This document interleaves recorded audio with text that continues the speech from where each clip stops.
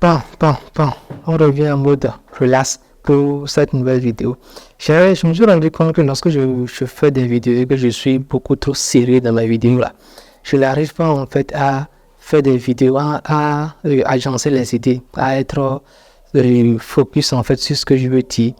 Donc, la tendance, ce que j'ai privilégié, même, ce problème-là, c'est même lorsque je fais des scripts, hein. Même lorsque j'ai un script à rédiger, adapter, et que je commence à parler devant la caméra, j'ai tendance en fait à sortir, je sais pas, j'ai tendance à ne pas être focus sur mon script. Et ça, c'est le problème que je dois résoudre actuellement pour pouvoir proposer des vidéos de meilleure qualité qui intéressent les gens. Et je me sens que je dois prendre un prompteur parce que là, actuellement, j'ai pas de prompteur. Ce qui joue contre moi, ça joue légèrement contre moi.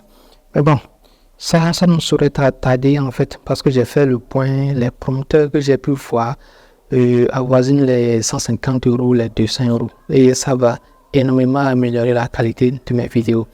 Et en dehors de ça, il faudrait également que j'arrive en fait à trouver quelque chose en fait qui me passionne réellement. Et je parle de la niche, tu vois, la niche là dans laquelle je me suis, par laquelle j'ai commencé de business, à parler de mindset, de YouTube, etc.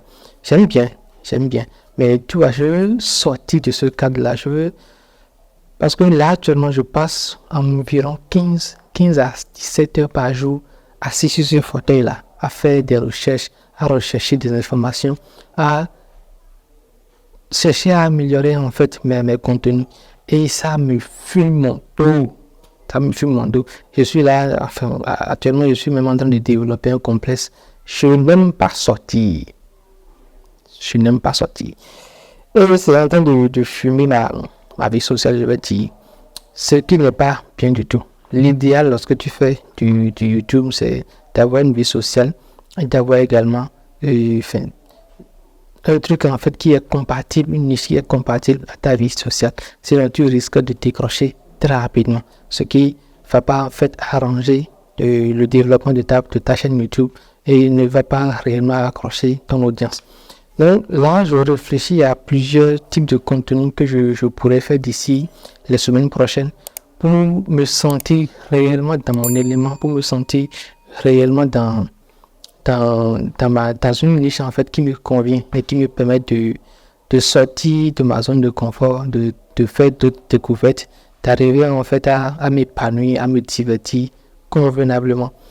Bon, ça c'est ce que je dis souvent, hein, c'est un travail qui doit se faire chacun doit faire ce travail à son niveau pour arriver en fait à dénicher ce qui fonctionne pour lui, ce qui ne fonctionne pas pour lui.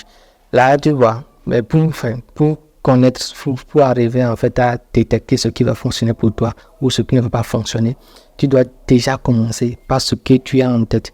Si tu ne commences pas, tu ne sauras jamais ce qui est réellement adapté à ton profil. La niche dans laquelle tu te dis actuellement que tu vas te lancer, rien n'est sûr en fait que c'est dans cette niche-là que tu vas prospérer. Rien n'est sûr en fait que tu vas être persévérant dans cette niche-là. Parce que c'est pas en fait, tu vas te dire que je veux commencer par la cuisine par exemple. Et tu te mets à faire des vidéos de cuisine, tu vas te rendre compte que c'est pas réellement un truc que tu aimes en fait. C'est pas réellement un truc que tu adores. Tout juste. Parce que ça va demander beaucoup de taf et tu n'es pas tout le temps en train de cuisiner, tu n'es pas tout le temps en train de faire des recettes. Or, pour la niche de cuisine, par exemple, ça va être adapté à quelqu'un qui fait de la cuisine régulièrement, qui a disons une passion pour la chose, une réelle passion pour la chose. Et c'est en cela qu'il est essentiel, qu'il est important de bien choisir la niche dans laquelle tu veux te lancer. Mais bon, au tout début, tu vas te cogner la tête, hein, ça c'est clair, tu vas choisir une niche qui ne va pas réellement correspondre à ce que tu veux partager comme passion sur la plateforme. Et c'est avec du travail, de la persévérance que tu vas maintenant identifier ce qui va marcher pour toi. Bon, là c'était juste une vidéo pour échauffer la voix. Tu sais, et n'hésite surtout pas à te lancer. Il n'y a pas de raison d'avoir peur de faire son premier pas sur la plateforme en tant que créateur de contenu. Ça va énormément t'aider à booster ta confiance en toi.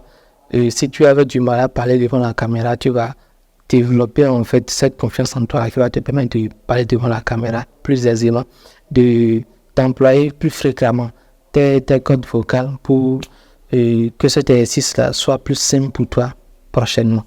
Et ce que tu vas kiffer, c'est l'aventure en fait de création de contenu. C'est une aventure à part entière. C'est passionnant. Il y aura des moments de doute, il y aura des moments de panique, mais c'est passionnant. C'est passionnant. Donc, on s'attelle à cet exercice-là et dans les prochaines semaines, on va voir ce que ça va donner par rapport aux prochaines vidéos qui vont venir. On va essayer de s'amuser au maximum et de proposer des trucs qui vont également plaire à notre audience. Peace out. Bon, ça je dis peace out d'abord, mais je t'invite quand même à t'abonner à la chaîne et à activer toutes les cloches de notification pour ne rien manquer des prochaines vidéos qui vont venir. Et on va se dire à la prochaine pour une toute nouvelle vidéo.